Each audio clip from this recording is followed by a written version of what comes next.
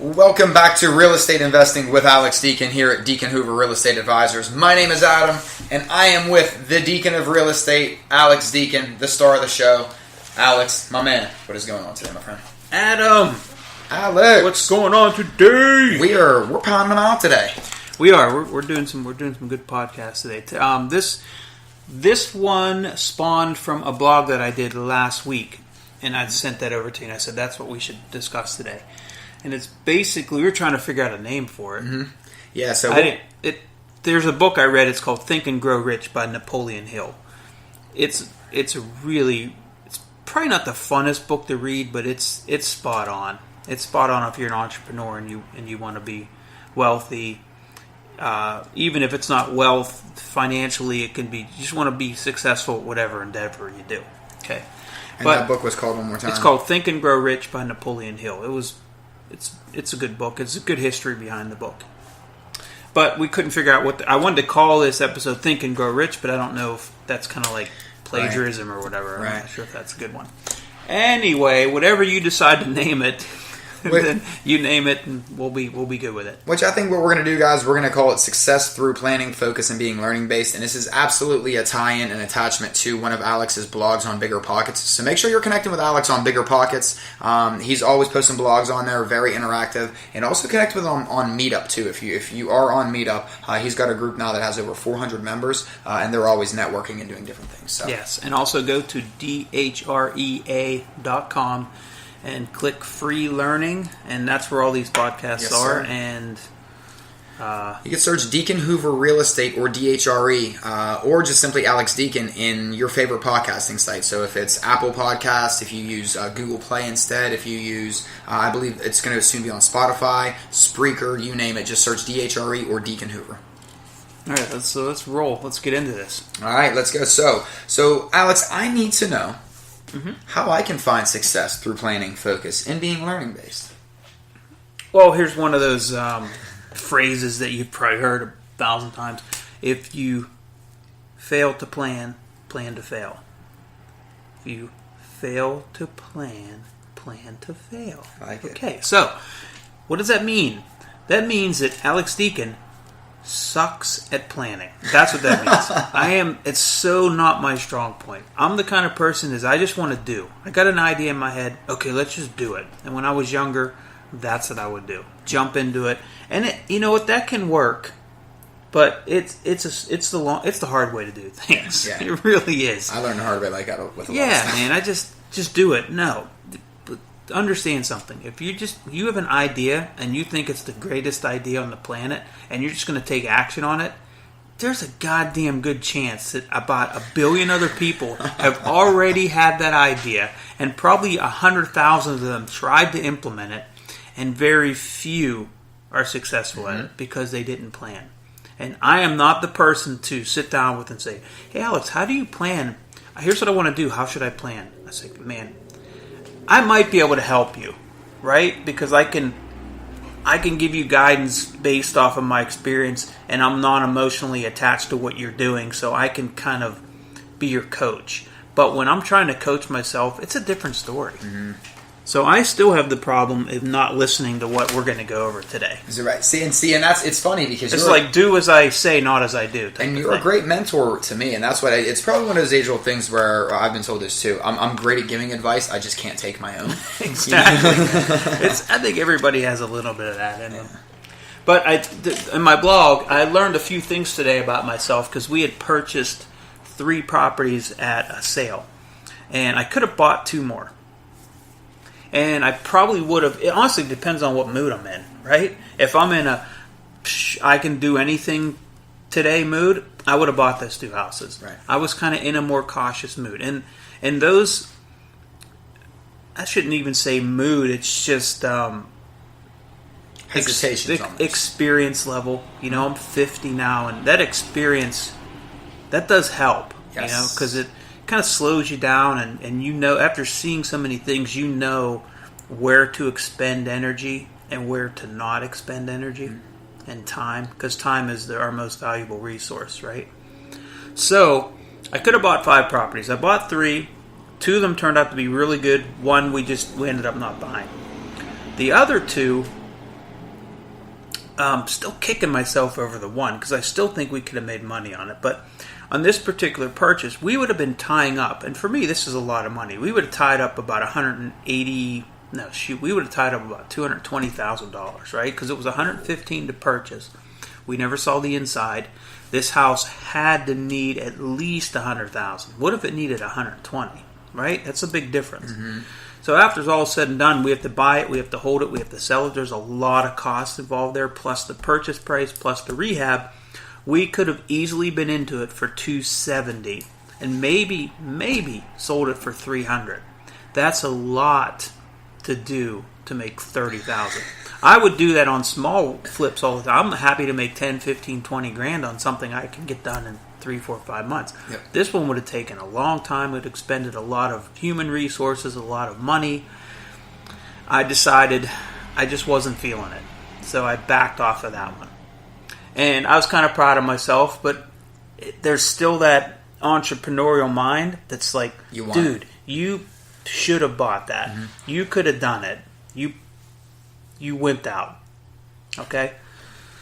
So I still have that battle. But I was kind of, after 25 years of doing this, I realized that there's always another deal. There's always another deal. So some of my partners, I noticed, I have multiple partners. Some of them get real excited, especially the ones that are new, right? They get excited because something just came on the market. I don't get excited because I know. Now, don't get me wrong. I'm not going to be complacent and not look at that deal right away.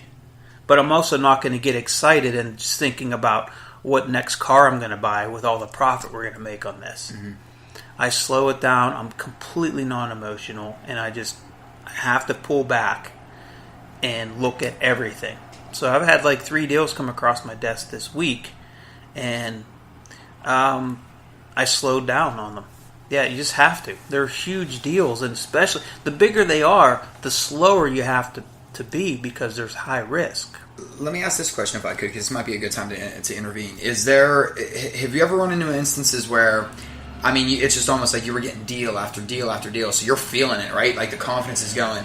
And then because that confidence is going, you took a couple deals that maybe you shouldn't have. And in hindsight, it's like, you know what, you were just feeling like, the momentum was on your side. You were feeling good, and then you got a couple more up. That's all about what your emotional, emotionally how you feel in that day, and your experience level. I'm learning how to just moderate that. Yeah, and keep it learning how to. Okay, I've been successful the past 3 deals, but hey, this next one could suck, and I should just back off. So you can't let it go to your head. Right. So that's where planning and focus is really important. So focus, what I mean by focus is you can't be all things to everybody. If you focus on one thing and become the best at it, you will be ultra, ultra successful, right? If you focus on 10 things and you're marginally good at all of them, you could also be very successful, right? But I think, honestly, if you go the route of focusing on less things and doing them really, really well, I think in the long run, and really loving what you do and having a genuine love for that business or whatever it is, you're going to be better off in the long run. You're just going to have a more enjoyable life. You're going to enjoy work more because you just don't got 10 different people or 20 different things coming at you at all the time. In a way, it's almost like, if you watch any movie or you watch any TV show, everybody loves their own certain form of entertainment. You always see what they call like typecast actors or actresses, where they basically play the same exact role in every movie that they're in. You kind of know what you're getting out of them. Mm-hmm. But they're the ones that stay in Hollywood for 30, 40 years because there's always work for them. People that try to do the 10 different characters or whatever, a lot of times they fall out of Hollywood because there's a need for that, for specialty work. And we're starting to see that again. People aren't jack of all trades anymore. People want that specialist in things. Absolutely. So I know what I'm good at. So I'm really focused more on smaller residential, 1, 2, 3, 4 units. Like I have an opportunity to buy maybe 22 units coming up. I have another opportunity to buy 7 units. Those are okay. I'm just more cautious because I'm tying up a whole lot of money, and those investments might be in an area I'm not real comfortable with, so I have to slow it down. And I have to look at it this way. Hey, if somebody else goes and buys it, it wasn't meant to be because I wasn't comfortable with the deal. Now, when I know a deal's good, and I know the risk at the end of the day, my worst case scenario, best case scenario, I don't hesitate to act quickly, like very quickly. But something that's out of my wheelhouse, it leaves me a little bit uncomfortable, and sometimes you just got to sleep on it. And if the deal's not there tomorrow, then so be it. It wasn't meant to be. Yeah, so focus is important. Know what you want to do. If you want to buy single-family homes, and then you want to build new construction, then you want to buy a hospital, then you want to buy a baseball team, you're just all over. You're all over, you know. Maybe billionaires can be a little bit liberal with that, and they have the option to do that.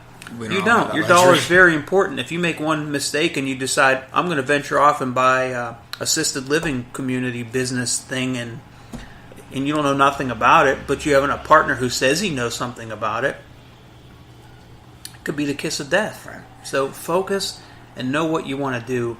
Don't go off on a tangent. You know, you have to reel yourself in. Second thing is planning. So if you are going to be focused, you have to have some sort of plan, right? Write it down. What is that plan? What is that vision? Visualizing is super important. That's what Think and Grow Rich is a lot about, visualizing. Literally just sitting there and dreaming. What do you want your life to look like? Once you know what you want your life to look like, that's just a dream. A dream is not going to get you anywhere, but you have to dream. But dreaming it and then planning it out in detail, like where am I going to go with this? Where my next step is going to be, I'm going to own this many houses. Then my next step is I'm going to do this, and the next step is going to visualize that whole process. That's planning. That's kind of planning and dreaming, right? Mm-hmm. And then each individual purchase, like day by day, one step at a time, you're planning out what you're doing. You know, who do you have on your team? Do you have a good CPA? Do you have a good attorney? Do you have good advisors? Do you have a good coach, a mentor? Do you have good contractors who work with you? Do you have a good property manager? Do you have that person who you can bounce off ideas on that has nothing to do with the real estate business, but maybe they're a good kind of sounding board for you? Mm-hmm. Do you have that team in place that will help you plan and get there? So I guess I'm kind of bouncing all over the place here. I'm not really giving you step by step because every plan is different. Mm-hmm. Everybody will coach you or tell you a different thing. All I'm saying is slow it down. And I say the same thing all the time. Increase your real estate IQ. If you want to be a gymnast, increase your gymnast IQ and get to your practices. Get early and stay late. You know, if you're a real estate investor, you know, master your craft. Educate. Surround yourself with people who are smarter than you. Surround yourself with people who've done what you want to do at a high level. Don't surround yourself with people that say you can't do that and you'll never be anything. And don't surround yourself with people who bought 3 properties in the past 10 years and have lost money and take their advice. Take your advice from people who have done it at a high level and are trustworthy and have a good name and a good reputation. Build your team. Focus. Plan. Slow down. Once you really become very proficient at what you're doing, then you can speed up. Then you can buy 2 homes a month, then 3 homes a month, then 10 homes a month. Then maybe you can become some master developer builder company who's building 1,000 homes a year. It just can go wherever you want it to go. But slow it down. It's not going to happen overnight. It's not. When you want it to happen overnight, you're going to fail. You know, the reason why overnight successes are always turned into movies or books or whatever is because it's a very rare occurrence. Mm-hmm. You know, everything else is baby steps, and you said, hey, that's what I call Hollywood. That's the Hollywood. If you want to become rich in real estate and fail, go Hollywood.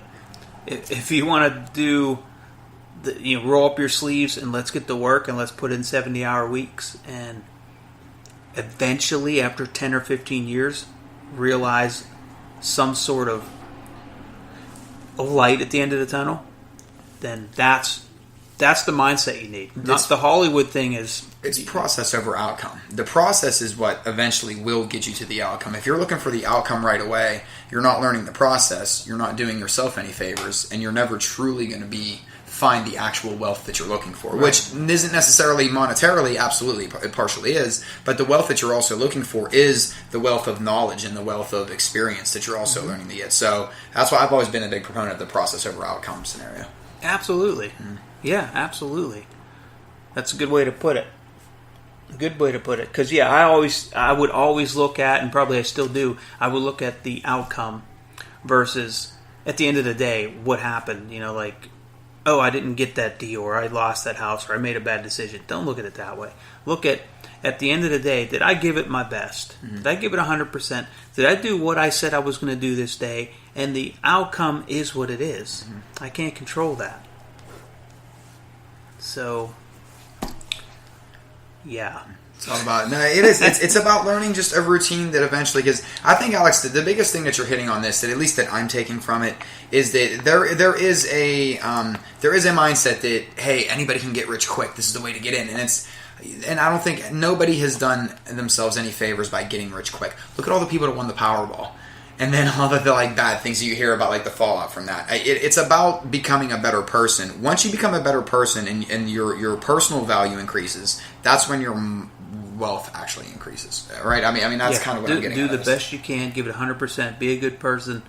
At the end of the day, know that you couldn't have done anything different, and it's in God's hands. If it's meant to be, it will be. As long as you give it 100%. And 1% a day. That's true. That's true success there. Yep. And 1% every day.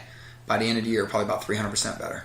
Can I hear amen? Amen. Amen. Amen. Hallelujah. Amen. So that's it for me, brother. Thank you for listening, folks. And Adam, take it. Alex, this was fantastic. This was a good one, guys. This is the one you want to take and you want to share and you want to tell all your friends about, and then say, hey, listen, we need to start going to these meetups. We need to talk to this human being and find out why he calls himself the Deacon, and then you will understand why. But guys, we hope you really enjoyed this. We're going on 20 minutes here, about 17 and a half. We'll call it 20. We like to round up here. Listen, we hope you found some informative points from this. We hope that this is going to help you learn, grow, help you plan better. While you're planning, check us out. Check us out on Facebook. Check us out on Twitter. Check us out on dhrea.com. There's a free learning section where you can get, like we said, you can get all the back issues of all of our podcasts that we've been doing here at Deacon Hoover Real Estate. And you can find all of our property listings there as well. So for Alex and everyone here at DHRE, thank you so very much. My name is Adam, and we will see you next time.